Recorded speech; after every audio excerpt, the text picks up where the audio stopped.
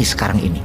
Salah satu strategi agar abadi menjabat atau orangnya istana yang menjabat seterusnya ada batu sandungan.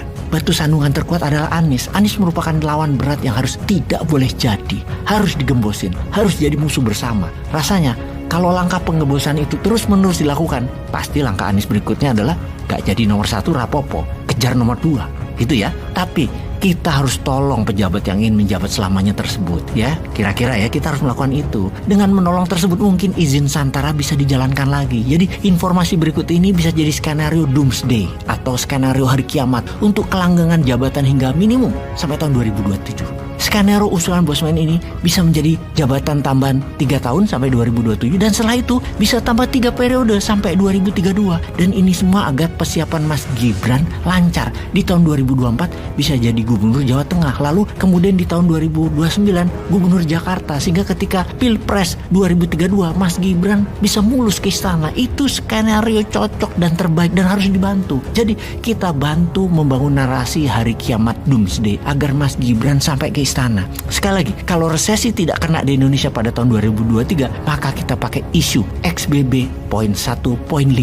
Pakailah info virus ini agar terjadi ketidakamanan dan perlu penanganan segera. XBB lebih mematikan. Rakyat walau di booster pasti masih terpapar. Harus terpapar hingga 60% kalau perlu dan dibuat panik. Kemudian diciptakan ketergantungan pada sang pejabat sebagai hero penyelesaian masalah. Hero inilah yang pantas menjabat selama masa darurat 3 tahun dan nanti setelah 3 tahun kan tidak ada pahlawan lain selain pahlawan yang ada saat ini. Giring 3 periode jabatan. Pasti rakyat senang, bahagia dan mendukung. Bagaimana? Setuju? Mau dibantu dengan fakta data virus di dunia saat ini, di Amerika dan Tiongkok. Kita ke data lapangan yang menyatakan bahwa di Amerika setiap hari ada 44.000 orang terpapar XBB poin 1.5 dan BF poin 7. Data ini data di Amerika sejak 15 Januari hingga data kemarin tanggal 28 Januari 2023. Sejauh ini ada 5.302 pasien ICU di data dari NBC. Ini bertambah ngeri jika statistik dibandingkan angka keterpaparan di tahun 2020. Tingkat kematiannya adalah 44% meningkatnya. Wilayah yang terkena dampak saat ini di negara bagian Connecticut, Delaware, North Carolina, Texas, New Jersey, dan 5 negara bagian lain.